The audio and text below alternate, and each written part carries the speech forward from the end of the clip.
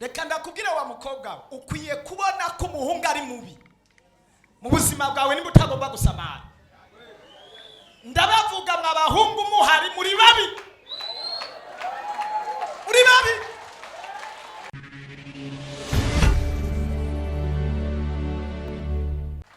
Ibisamaza abantu birahari kandi mw'iyi minsi abantu bishwe no gusamara. Yesu adufashe cyane. Paulo hari amajambo yigeze kuvuga ku bijyanye no gusamara. Aravuga ngo jeho ndiruka si nk'utazi yarazi yaje. Yesu adufashe. Paulo yari mu bantu bazi yaje. Baravuga ati sintakaza umwanya ndaziyonja kandi jewe nkubitana ibifuza simpusha ndaviza. Kubera iki mw'abakobwa, reka ndababwire numva nosubira kwigisha kandi nagomba senga umwanya watujanye. Mw'abakobwa muri hano ntimukemere aba bahungu ko babasamaza naho muba mwicaranye. Reka ndakubwire wa mukobwa ukwiye kubona ko umuhungu ari mubi mu buzima bwawe nimba utagomba gusamara. Ndabavuga mw'abahungu muhari muri babi, muri babi, muri babi, muri babi, murasamaza abana b'abakobwa. Ndabivuga kuko nanjye narabaye mubi. Muri babi n'abakobwa murajyaho mugatwenga mukararika mukabona ngoba ni babi. Ugomba gushika ku ntumbero, raba umuhungu muri kumwe ko ari mubi. Ni wabona ko ari mubi uzoca utinya cyane, uzoca umuti azobaho nawe nagutinya, nawe ubeho umutinya. Ico gihe ntazopfa kuguta mu rudubi. Mwanya wari wose muratwenga, akura hari hose ukemera, akubwira ibingo cyaha telefone ngo cya ndababara mbere umengo no businozana inkondi noneho ndababara. Iyo ngaza umenga no kubita abakobwa we uri kuratwenga agusamaza agutera inda, we waguma ari umusore nawe urakecura. Ubuzima bwawe bose buba bupfuye. Uzoja he? Arabandanya kazana uwundi. Wewe ugize sheke ubuzima bwawe burafuditse, buba buheze. Nawe aguma ari umusore nta n'umuntu azegera amenya ko hari icyo yakoze. Nawe ubuzima bwawe burapfuye. We ni babi.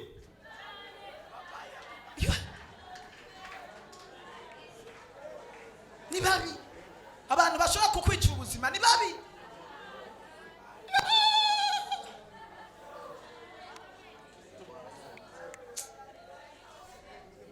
Umwanya ni muto mba ndabashingiye intara. Tugomba tuje mu bindi. Umwanya watujanye. Kukindi gikorane. Nzobabwira ububi bwabo.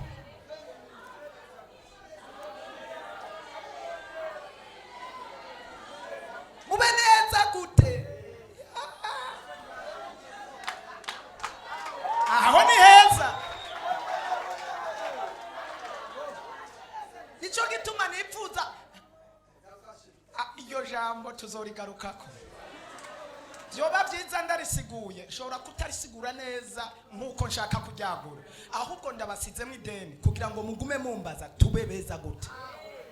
Muzombaza.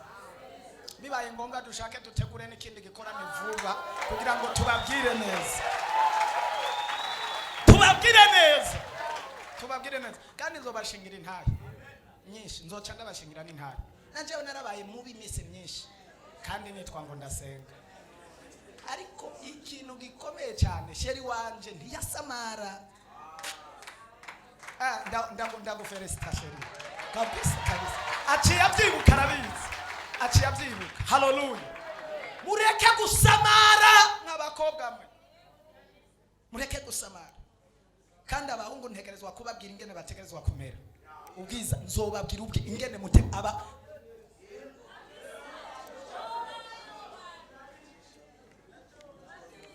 vuba cyane vuba mubitegure vuba kugira ngo twerekane ido nido muce mubitubarira mubitegure vuba cyenda bibabwira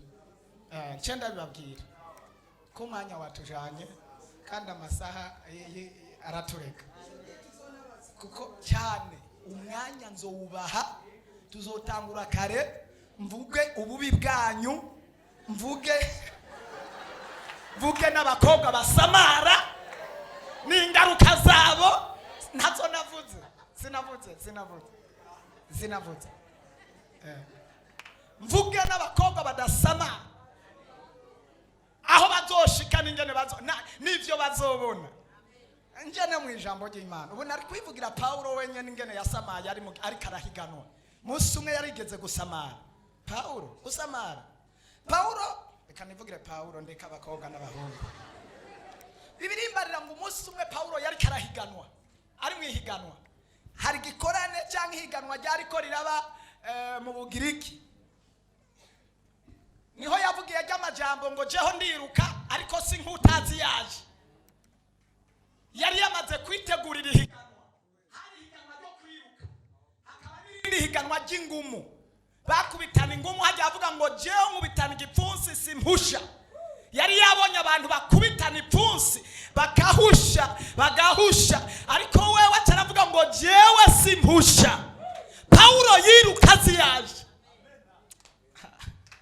haleluya Bibiliya irambarira mu makuru y'ugo ruhiganwa abahore ngo ari kararaba biruka hari mirongo itonze urazi abantu bahiganwa usanga hari akarongo kameze gutya na gutya bose biruka mu murongo Arbitre canke yarajejwe ahantu ngo avuze ifirimbi avuga ifirimbi bariruka rimwe kabiri gatatu baravumbuka bariruka Paulo ari kararaba bariruka aha hafi y'ibarabara hari abantu rero babarorereza abafana hano rero nibo basamaza abantu hano harimwe abahungu b'abafana basamaza abantu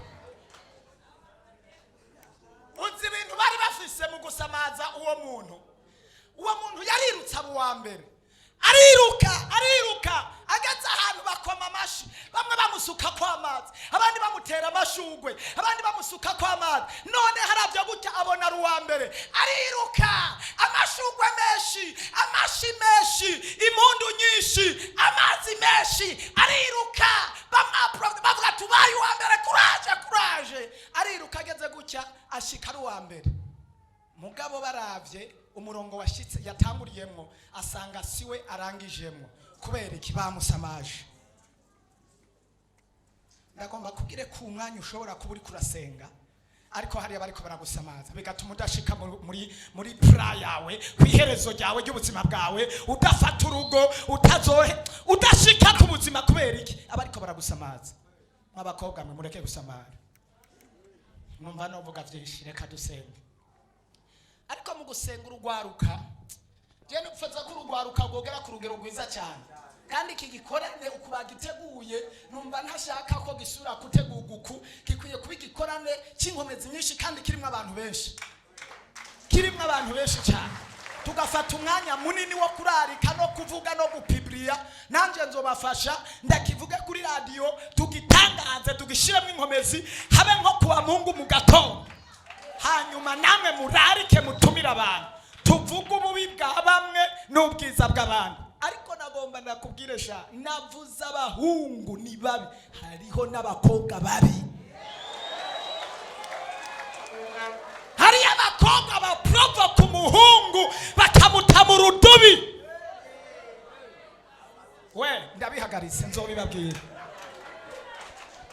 sawa Yesu adufashe cyane mwimisi mperutse kubona umuhungu ambarira ati ntabara hari umukobwa arandembeje neza na neza yafashe Jesse mbona iyo ndamuhungira we uwo muntu wumva ari gute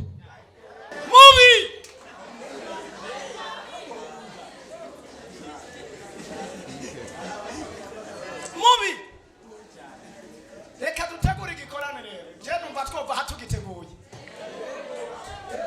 ariko mwe nimwipfuza abantu ko batabaho, ariko mwe nimwipfuza yuko mukwiye kumenya ububi bwose. Mu gutegura igikorane gitegurwa n'amafaranga kugira igikorane gifite isuku. Amafaranga je nagomba mve ngadutanze umusada niburi buri wo gutegura ico gikorane, kandi umukozi w'Imana ari hano, umukristo ari hano, umuntu ugwaruka ari hano, umukristo ari hano, agira ikintu yotereye kugira ngo dushobore gutegura igikorane gishobora kuvugangwa kikagira ishusho yo gutumira abantu bakabohoka.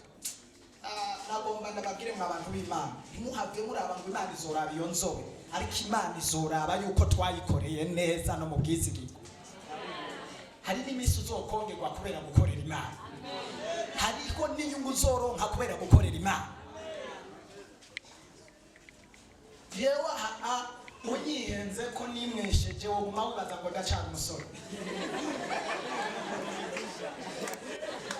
Nimwesheje wo kubaza ngo ndacana umusore. Nico gituma ntambara impeta kugira ngo abantu bagume bahonoka. Nanje bandabe ndababwira uribomye. Korera Imana kugira ngo ube umusore. Korera Imana kugira urambe. Korera Imana kugira ngo wambikwe ayandi mavuta.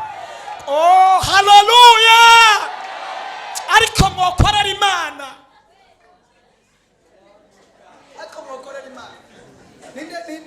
Ninde yumva ivyo ndiko ndavuga rukuri? Ni kweli kabisa. Muza dukorera Imana. Ni wakorera Imana ugagira amasengesho menshi. Ukakorera Imana ukagira amasengesho menshi, amasengesho akujana mu kwezwa, amasengesho aguhuza n'Imana, amasengesho asenyura imisozi. Ndakubwiza ukuri n'ibisigo biziboma. Muze dukorera Imana. Je numva novuga ibintu byinshi cyane. Muze dukorera Imana. Ninde muntu yogira icyo yoterera kubwico gikorana cyangwa no kubindi bikorwa, ariko dukeneye gikorana panic ikumenga era bumenga niko na masengesho ya dimasha premidi nkwamenze kweriki mwatumiye, nta buryo mwatanze, nta kintu na kimwe mwakoze. Turakeneye umuntu wese agiye umusada, hanyuma tugitegurana inkomezi mu buryo bukomeye cyane, hanyuma tuvuga ubutumwa bwiza. Harago umusore cyangwa umukobwa atari karakorera Imana mu busore bwiwe. Ndakubwiza ukuri, wewe ni wavyara kabiri gatatu uzobugikorera Imana, utakorera Imana ubunyane kuri umusore uzoyikorera he? Ufise banzwe ingiri batatu bane batanu no gusa utanguye mwiyo riti murimo, ni wavyara ntuzobukiza no gusenga. Ikiko uzokora kizokuvugira mu misi zoza. Yesu ashimwe cyane.